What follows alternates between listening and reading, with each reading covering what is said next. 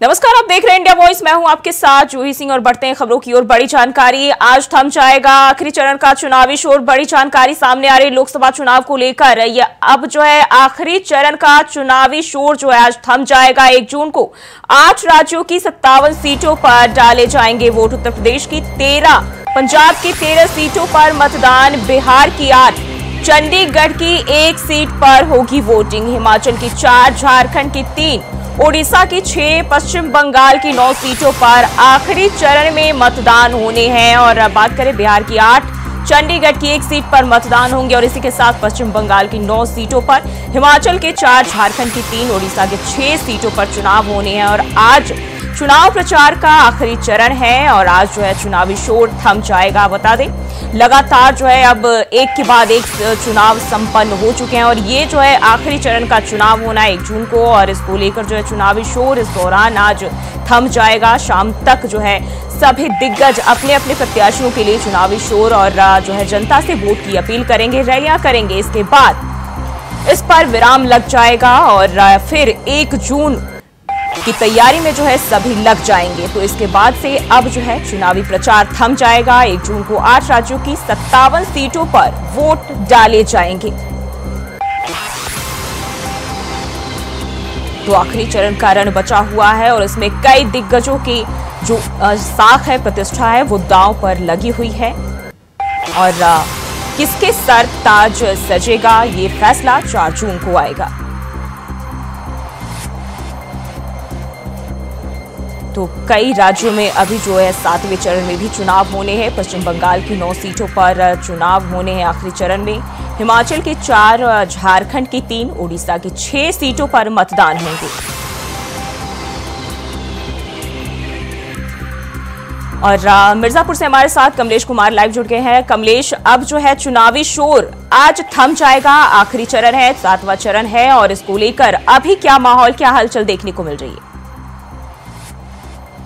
तो कल के समय तक यानी कि जो 29 तारीख तक जो कि माहौल ही बहुत जो कि मार्चिंग की तरह था, बहुत शोर शराबा दिख रहा था चारों तरफ, लेकिन आज से माहौल एकदम शांत है। एक दिन जो 2 ही दिन बचे हुए, 1 तारीख को मतदान होना है। जितने प्रत्याशी सब लोग कल तक अपने प्रचार के साथ किए जोरों शोरों से। और कल ही बता दें कि माननीय अखिलेश यादव जी यहाँ पर मिर्जापुर भिजवाए थे। अखिलेश यादव की जो यहाँ पे जनसराज जो दिखा जिस सीएम आए थे उसी तरह से जनसराज यहाँ पे दिखने मिला है। आपको बता दें कि हाईवे पर भी जगह नहीं रह गई थी। इस तरह से लगता है कि समाजवादी पार्टी की सीट यहाँ पर जा सकती है आगे, क्योंकि इनके दल में जो है कि अभी जो है कि अनुप्रिया पटेल है और मनीष त्रिपाठी भी है। कहा नहीं जा सकता, हालांकि 1 तारीख को मतदान होने और मतदान के बाद ही पता चलेगा कौन सी सीट सबसे आगे है। लेकिन अब जो है कि मामला एकदम गर्म हो चुका है मिर्जापुर से।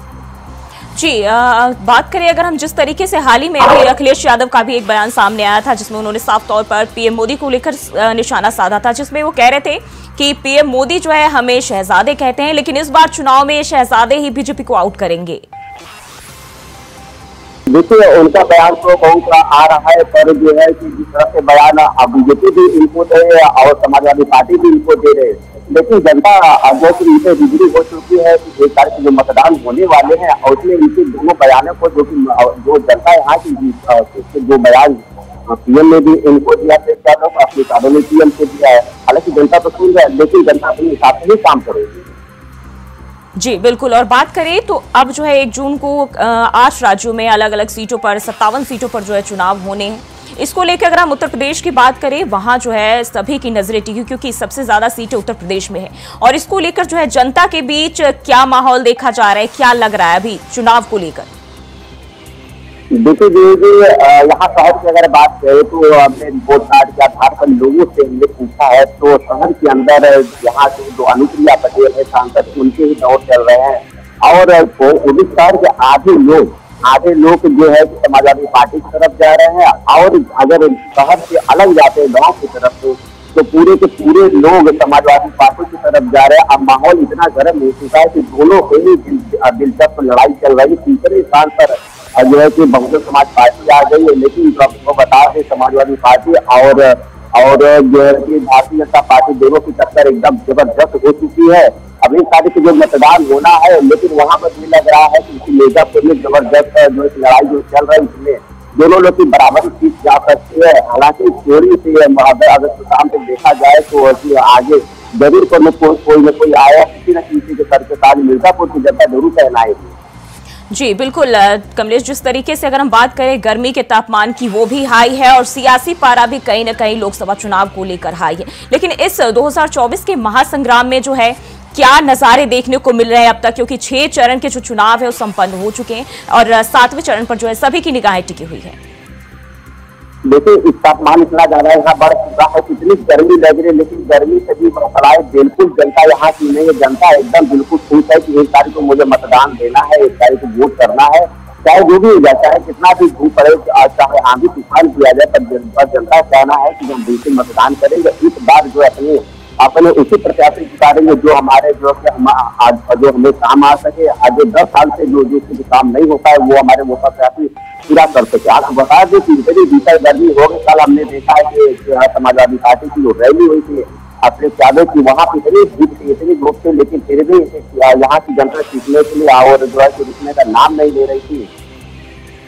जी बिल्कुल, और हमारे साथ जो है अजय कुमार पांडे रांची से और गाजीपुर से सुशील तिवारी भी जुड़ गए। अजय, सबसे पहले आपके पास आना चाहूंगी, झारखंड में जो है क्या नज़ारे देखे जा रहे हैं, क्योंकि आज जो है आखिरी चरण का चुनाव प्रचार भी जो है थम जाएगा और 1 जून को यानी कल जो है 1 जून को जो है इसको लेकर 8 राज्यों की 57 सीटों पर वोट डाले जाएंगे। वहां अभी क्या हालात देखे जा रहे हैं?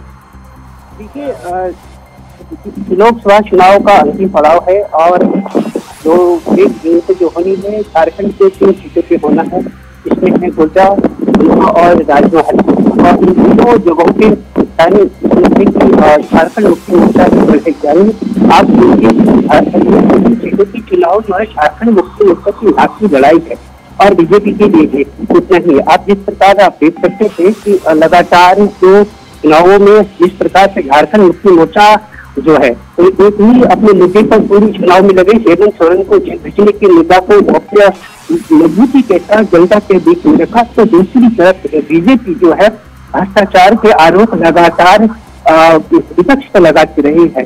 तो और तीसरी ओर जो है आप देख सकते हैं कि कांग्रेस जो है जो बड़ी भूमिका के रूप में झारखंड लोकसभा में निभा रही है, वैसे में उन्होंने साफ तौर से संविधान बचाने की बात उन्होंने कही है। तो अब देखना होगा कि जो 1 तारीख को जो चुनाव होगा, जो जनता का फैसला होगा, वो किस तरह होगा, ये देखने वाली बात होगी। हालांकि देखिए, जो हादसे के स्वरूप संसार में अगर माना जाए तो निशिकांत दुबे जो है जो गोड्डा सीट है उनकी साफ दाव पे है। तो दूसरी तरफ आप समझ सकते हैं कि झारखंड मुक्ति मोर्चा से छोड़ करके बीजेपी के आंगन में आई सीता सोरेन की भी ये चुनाव के है। आप देख सकते हैं कि लगातार इन दोनों पार्टियों के लिए जो 2 महत्वपूर्ण पार्टियां हैं, झारखंड मुक्ति मोर्चा और बीजेपी, ये दोनों के लिए बड़ा की लड़ाई हो सकती है। जी बिल्कुल, यही आपसे जानना चाह रही थी कि जिस तरीके से सीता सोरेन ने जेएमएम का साथ छोड़ा और बीजेपी में शामिल हुई और बीजेपी ने उन्हें दावेदार भी बना दिया है, अभी वहां जेएमएम और बीजेपी के बीच कितनी बड़ी जो है वो टक्कर देखी जा रही है?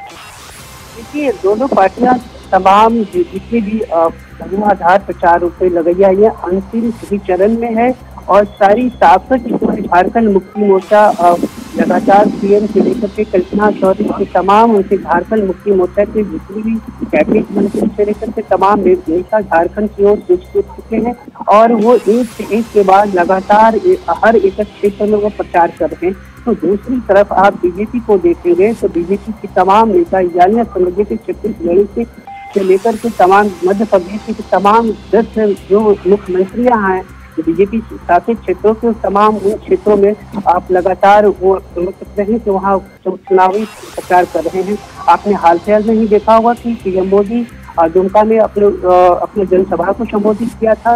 अभी कल जो है बीजेपी के राष्ट्रीय अध्यक्ष जेपी नड्डा जी ने देवघर में रोड शो किया। तो इस प्रकार से देख सकते कि दोनों पार्टियां पूरी ताकत के साथ वो ताकत आजमा रही है और देखना पड़ेगा कि 1 तारीख का जो फैसला है वो किस तरफ होगा। जी बिल्कुल, और सुशील भी हमारे साथ गाजीपुर से बने हुए। सुशील, अगर हम बात करें जिस तरीके से अब जो है 7वें चरण की तैयारी में तमाम जो दिग्गज है वो लगे हुए हैं और अब जो है चुनावी शोर भी थमता हुआ कहीं ना कहीं दिखाई दे रहा है, क्योंकि आज आखिरी दिन है जब चुनाव प्रचार जो है दिग्गज अपने प्रत्याशियों के लिए करेंगे, रैलियां करेंगे। अभी अगर बात करें गाजीपुर की, वहां क्या माहौल है, क्या हलचल देखी जा रही है?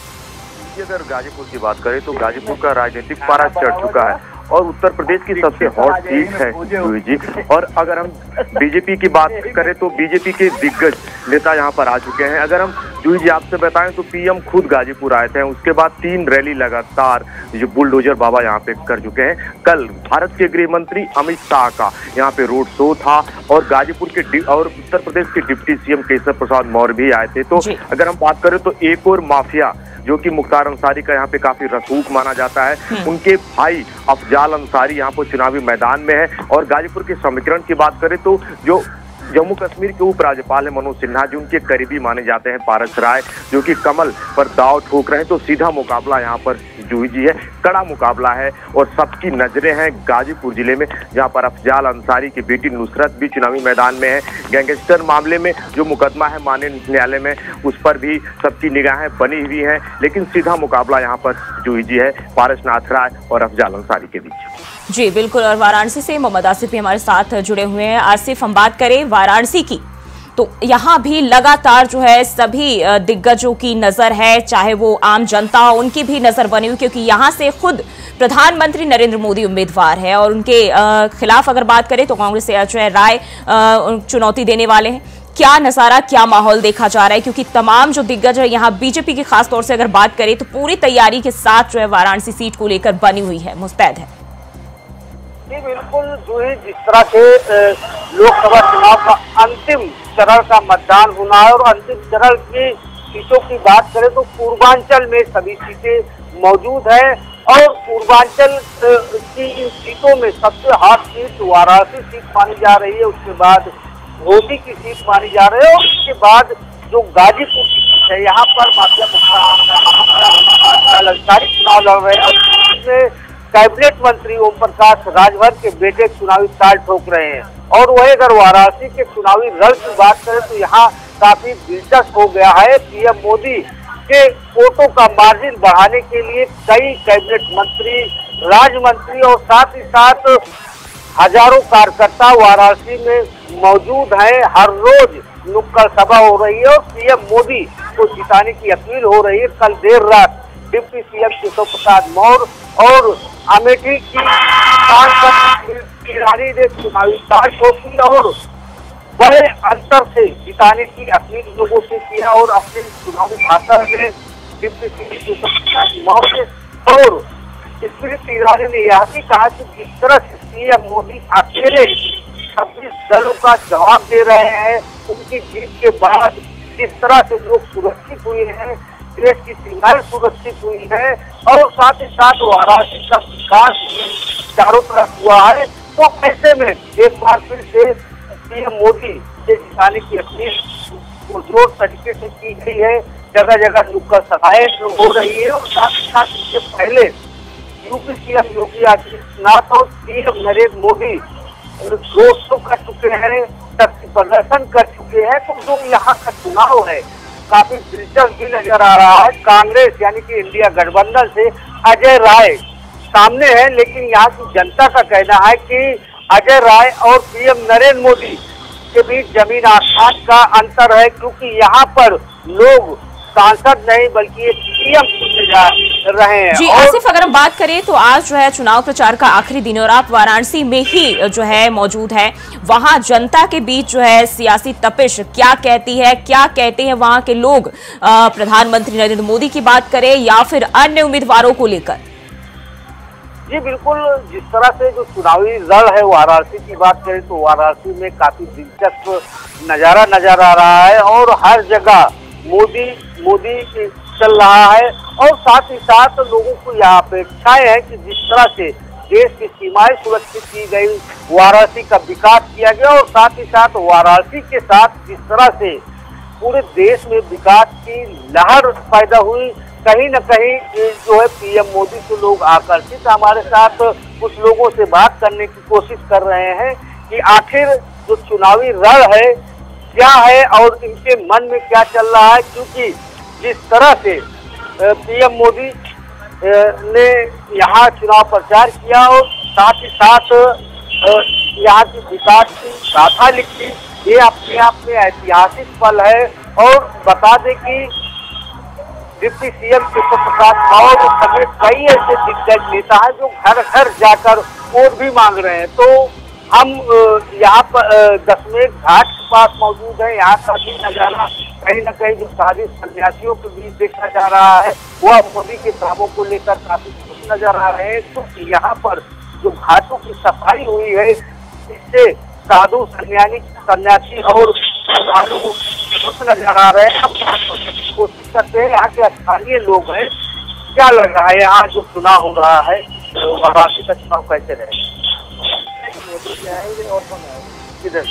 हाँ, वाराणसी में मोदी जी आएंगे और उनके आगे कोई चीज नहीं सकता है। जो लोग खड़े हो रहे हैं वो अपना पैसा और अजय भाई यहाँ के हैं, काफी इंडिया गठबंधन सपा यादव राहुल गांधी खड़े हो रहे हैं, अपनी बेइज्जती कराएंगे, बेइज्जती करा रहे हैं। उनके आगे कोई नहीं आना। क्या मार्जिन रहेगा वोटों का इस बार? तीसरी बार प्रधानमंत्री चुनाव रहेगा। कोई आकलन नहीं किया होगा उतना। ऐसा क्या क्या काम पीएम ने किया? सारे काम बढ़िया है, सब काम बढ़िया है। उनके देश सब में भारत का नाम रोशन, बनारस का नाम रोशन हुआ है। इस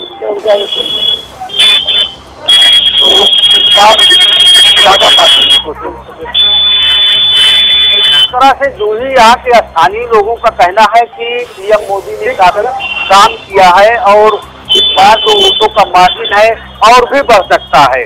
तो यहाँ जिस तरह से पीएम मोदी जो है चुनाव लड़ रहे हैं और सामने उनके अजय राय है और आम जनता का यही कहना है कि वह सिर्फ अपनी बेइज्जती करा रहे हैं। अजय राय जिस तरह से प्रत्याशी हैं और वह चुनाव पीएम मोदी के खिलाफ लड़ रहे हैं, तो यहाँ की जनता का साफ तौर पर कहना है कि अजय राय अपनी बेइज्जती करा रहे हैं और वह हार जाएंगे। जी बिल्कुल, और सुशील के पास आना चाहूंगी। सुशील, अगर हम गाजीपुर सीट की बात करें तो ये उत्तर प्रदेश की उन सीटों में है 7वें चरण में जो हॉट सीट मानी जाती है। यहाँ बीजेपी को जो है बीजेपी के लिए कितना चुनौतीपूर्ण होगा जीत हासिल करना और किस तरीके से तैयारियां की जा रही है? उत्तर प्रदेश में गाजीपुर की बात करूं तो कमल खिलाना बीजेपी के लिए हमेशा चुनौती भरा रहा है। लेकिन जूही जी, मैं आपको बताना चाहूंगा, जब यहाँ पर आदित्यनाथ योगी जी जब आए थे तो उन्होंने साफ तौर पे माफियाओं का जूही जी नाम लिया था और उन्होंने कहा था कि 2005 में जब कृष्णानंद राय की हत्या हुई थी तो उन्होंने मुख्तार अंसारी का नाम लिया और इसके साथ ही उन्होंने कहा ये वही दौर था जब मोहम्मदाबाद की सड़कें सन्न हो गई थी और इसके साथ ही चट्टी चौराहों से लेके हर जगह गोलियों के तड़तड़ाहट से गाजीपुर जिला थर्रा गया था। और गाजीपुर की सीट की अगर मैं बात करूं तो इससे पहले भी अफजाल अंसारी जो कि इससे पहले सांसद रहे थे जूही जी, और मैं आपको बता दूं कि बसपा में से गठबंधन का वो माहौल था। लेकिन इस बार का जो गाजीपुर का राजनीतिक पारा है, जो समीकरण में पूरी तरीके से अलग हो गया है, क्योंकि बहन मायावती ने अपने उम्मीदवार डॉक्टर उमेश सिंह को खड़ा कर दिया है और इसके साथ ही ओम प्रकाश राजभर जो इससे पहले सपा में थे वह बीजेपी में आ चुके हैं। तो जो वोट बैंक है, अगर मैं जूही जी आपको बताऊं, जो कुशवाहा है, जो निषाद राज है, जो राजभर है, जो गुप्ता है, ये समुदाय बीजेपी की ओर एक ऐसा कुनबा है जो कि खड़ा दिख रहा है। अतः यहाँ से कांटों भरी राह अफजाल अंसारी के लिए है, क्योंकि वो चुनाव अलग था। इस समीकरण की मैं बात बताऊं तो बीजेपी ने बड़ा दांव खेला है। पारसनाथ राय मनोज सिन्हा जी के करीबी कहे जाते हैं और एक सब छवि के मैं कहूँ अध्यापक हैं, आरएसएस से जुड़े हुए हैं और लगातार जूही जी मैं अगर बता दूं तो पूर्वांचल में गाजीपुर एक ऐसा जिला है जहां पर बीजेपी के कद्दावर नेताओं ने लगातार रैलियां की हैं। कल शाम को अमित शाह जी की यहाँ पे एक रैली थी, इसके साथ ही यहाँ पर केशव प्रसाद मौर्य जी आए थे, आदित्यनाथ योगी जी सैदपुर में आए थे, इसके साथ ही गाजीपुर में पीएम के साथ वो आरटीआई मैदान में वो रैली कर चुके हैं। तो गाजीपुर के समीकरण की जूही जी बात करें तो जो कि माफियाओं की बात होती है, लगातार अफजाल अंसारी के परिवार का ये कहना है कि मुख्तार अंसारी को जहर दिया गया, धीमा जहर दिया गया, लेकिन बिसरा रिपोर्ट आई, उसमें यह साफ हो रहा कि हार्ट अटैक से उनकी मौत हुई थी। अतः गाजीपुर के राजनीतिक पारे की बात करें तो यहाँ पर जो राजनीतिक पंडित है वो यही कह रहे हैं कि बीजेपी के साथ सीधा मुकाबला है, लेकिन बहुत ही करीबी अंतर का जूही जी मुकाबला है और शतरंज के बिसात पर सभी प्रत्याशियों ने अपने मोहरे को चल दिए हैं। अश्वमेध यज्ञ का घोड़ा चल गया है और जल्द ही ये सामने हो जाएगा। 1 जून को जूही जी यहाँ पर मतदान है और मतदान की बात करें तो काफी संख्या में लोग यहाँ पे मतदान करेंगे। बड़े बड़े अधिकारियों ने, जो कि गाजीपुर के डीएम आरका अखौरी, उन्होंने भी कहा है कि आप मतदान करें। इसके साथ ही गाजीपुर के समीकरण की जूही जी बात करें तो यहाँ पर अफजाल अंसारी के साथ अगर मैं कहूँ बहुत सारे नेता थे, लेकिन इस समय सभी चुप्पी साधी हुए। लेकिन राजनीतिक माहौल की बात करें तो यहाँ पर बीजेपी के लिए कमल खिलाना बड़ी चुनौती है। लेकिन पारसनाथ राय की बात हो रही है, यहाँ पर सीधा मुकाबला बना हुआ है और पारसनाथ राय बनाम अफजाल अंसारी। एक और अफजाल अंसारी लगातार ये जो जी आरोप लगा रहे हैं, वो बुलडोजर बाबा पे आरोप लगा रहे हैं। केशव प्रसाद मौर्य पे उन्होंने जो जी हमला किया, उन्होंने कहा कि वो खुद माफिया है और जो माफिया है वो क्या कहेगा। लेकिन कल मंच पर जब जमानिया में थे केशव प्रसाद मौर्य, वहां पर इंडिया वाइज के कैमरे पे उन्होंने कहा कि इन माफियाओं को दफन कर दिया जाएगा। ये वही माफिया है जिन्होंने पूर्वांचल में वो आतंक ऐसा पर्याय बन चुके थे। इन माफियाओं पर लगातार कैंची चलेगी। IS 191 गैंग के लीडर के रूप में भी जो सक्रिय सदस्य हैं मुख्तार अंसारी के, उनकी भी करोड़ों की संपत्तियां जब्त हुई हैं। और गाजीपुर के राजनीतिक पारे की अगर जो मैं बात करूं तो लोकसभा के समीकरण में 1 जून के मतदान के बाद 4 जून को तो ये साफ हो जाएगा। लेकिन जहां पर बड़ी चुनौती रही हमेशा बीजेपी के लिए, लेकिन अफजाल अंसारी के लिए भी ये कठिन डगर है। लगातार उन्होंने आरोप लगाए हैं, लेकिन माननीय न्यायालय पर अलका राय को भी भरोसा है। अलका राय जी न्यायालय के पास गई हैं। जो अफजाल अंसारी को 4 साल की सजा थी, उन्होंने न्यायालय से जो गुहार लगाई है कम से कम इस सजा को बढ़ाया जाए। इसके साथ ही जो राज्य सरकार है जूही जी, उन्होंने भी माननीय न्यायालय के सामने ये कहा है कि ये उस गैंग में शामिल था। गैंगस्टर एक्ट के तहत वो मुकदमा है जूही जी, और अगर यहाँ से सजा हो जाती है अफजाल अंसारी तो फिर यहाँ पर काटो भरी राह गाजीपुर जिले में अफजाल अंसारी और अंसारी बंधुओं के लिए हो जाएगी।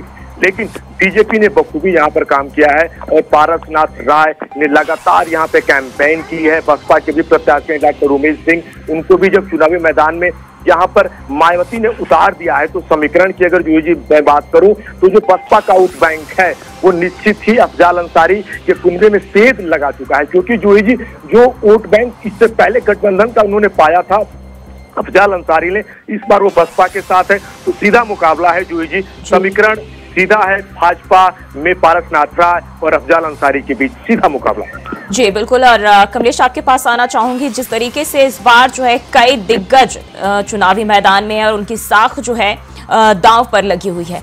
हम बात करें उत्तर प्रदेश की तो वहां 13 सीटों पर मतदान हो रहे हैं। अगर हम बात करें इन तमाम बड़े दिग्गजों की किस तरह से तैयारियां, किस तरह से वो अपनी चुनावी जीत को सुनिश्चित करने में जुटे हुए हैं। देखिए, सबसे पहले बात करें तो समाज जो बहुजन समाज पार्टी से मायावती जो सबसे पहले यहाँ जनसभा मिर्जापुर में कर चुकी है। उसके बाद एक ही मंच पर प्रधानमंत्री और मुख्यमंत्री का भी यहाँ पर मंच पर जो हो चुका है, यहाँ पर जनता को संबोधित कर चुकी है। उसके बाद जो सीएम खुद यहाँ मिर्जापुर में अकेले आए, उन्होंने यहाँ की जो जनता जितनी है जनता को जो अपनी गुहार लगाई है और जो उनसे मांग करे कि इस तरह से चुनाव होना है, बीजेपी को वोट दे। और आपको बता दें इसके बाद कल रात जो आगमन हुआ मिर्जापुर में, अभी अखिलेश यादव का हुआ। आपको बता दें कि जितने प्रधानमंत्री और मुख्यमंत्री थे सभी लोग मिर्जापुर में आ जा चुके हैं। उन्होंने पूरी संबोधित करते हुए था, एक दूसरे पर जो निशाना भी लगाया हुआ है। निशाना लगाने के बाद यहाँ की जनता से अपील की है कि जो 1 तारीख मतदान होना है वो मतदान जो है सिर्फ हमारी पार्टी को दे। असली लोग जितनी पार्टियां हैं सबने अपनी अपनी मांग जनता से कर चुकी है। कुछ हमारे भाई यहाँ हमारे साथ मौजूद है, वो लोग आज इंडिया वाइज पर चर्चा करना चाह रहे हैं कि किस तरह से क्या तैयारियां यहाँ पर इन लोग की तरफ से हो गई। ये भाई साहब आपसे इतना उम्मीद करेंगे मेरे पास आने के लिए। ये क्या नाम है? सत्यम। 1 तारीख को मतदान होना है, क्या तैयारियां हैं जो है कि आप लोगों को क्या आपको कैसा लग रहा है? कोई चीज आप नहीं कर सर इतना तो आइडिया हम लोग बात करें, लेकिन जो भी 1 तारीख को मतदान होगा वो तो बीजेपी को। अच्छा, बीजेपी को जाएगा यहाँ पे। क्या लगता है कि जो 10 साल से बीजेपी यहाँ पर है, क्या ऐसा कार्य नजर आ रही है? बहुत अच्छा कार्य लग रहा है सर, बहुत चीजों सुनने को मिला, देखने को मिला है। जो आने जाने और आप देखते होंगे रहते होंगे, हमले बहुत सारा सुधार हुआ है।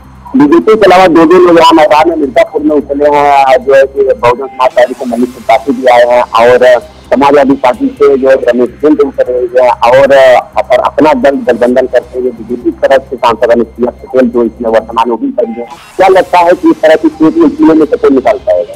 यहाँ पे जो माहौल है सबको हमने स्थानीय लोग हमारे पास जो मौजूद थे, उन्होंने कहा कि यहाँ से जो माहौल लग रहा है वो सांसद अनुप्रिया पटेल की तरफ से हम लोग भी जितना वोट है अनुप्रिया पटेल को वोट दे। अभी ये देख रहा है कि जैसे बाजार में शहर की बात करें तो अभी लोग अनुप्रिया पटेल की तरफ जा रहे हैं, जो गाँव के लोग हैं वो सब समाजवादी पार्टी की तरफ से जा रहे हैं। जी बिल्कुल, और रांची से लगातार हमारे साथ अजय पांडे भी बने हुए हैं। अजय, अगर हम बात करें तो आखिरी चरण की, तो आखिरी चरण में जो है केंद्रीय नेताओं की कैसी भागीदारी देखने को मिल रही है, कैसी तैयारियां देखने को मिल रही है? देखिए, लगातार केंद्रीय मंत्री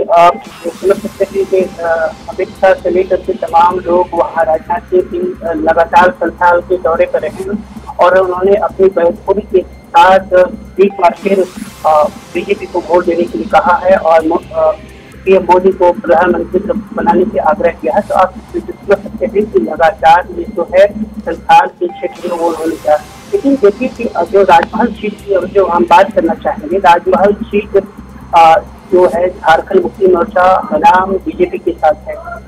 वहाँ झारखंड मुक्ति मोर्चा का वहाँ गढ़ है, लगातार वहाँ झारखंड मुक्ति मोर्चा ही वहाँ संसद बने रहे हैं और विकास बात छोड़ करके बीजेपी ही वहाँ संसद अपना बना पाई है। लेकिन इस बार जो स्थिति जो है, आप समझ सकते हैं कि झारखंड मुक्ति मोर्चा के एक कट्टावर नेता जोबिन हेम्ब्रम चुनाव के मैदान में है, यानी सीधी तौर पे आप समझ सकते हैं झारखंड मुक्ति मोर्चा से जो वर्तमान सांसद विजय हाजरा को वो उनका समीकरण वोट निकाल सकते हैं। तो ये मुझे लगता है कि अगर वो वोट की पोलराइजेशन व समीकरण बिगड़ा तो मुझे उम्मीद जताई जा सकती है कि बीजेपी की वो इस बार संभावना बन सकती है। ये देखना पड़ेगा कि किस तरीके से वो चुनावी माहौल किस तरीके से लगातार जो है झारखंड मुक्ति मोर्चा एक ही बात को अपनी रखा कि हेमंत सोरेन को जेल किया गया है और वो इस प्रकार जैसे वो अपनी बहसपुरी के साथ झारखंड मुक्ति मोर्चा अपनी बातों को रखा है। तो दूसरी तरफ जो है आप समझ सकते हैं कि बीजेपी ने सूचना हो की बात कर सकती है। बहुत बहुत शुक्रिया आप सभी का हमारे साथ जानकारी साझा करने के लिए। तो 1 जून को 8 राज्यों की 57 सीटों पर जो है वोट डाले जाएंगे और फिलहाल पूरे देश की निगाहें इन सीटों पर बनी हुई हैं। बुलेटिन में फिलहाल के लिए बस इतना ही। खबरों के लिए बने रहिए इंडिया वॉइस के साथ।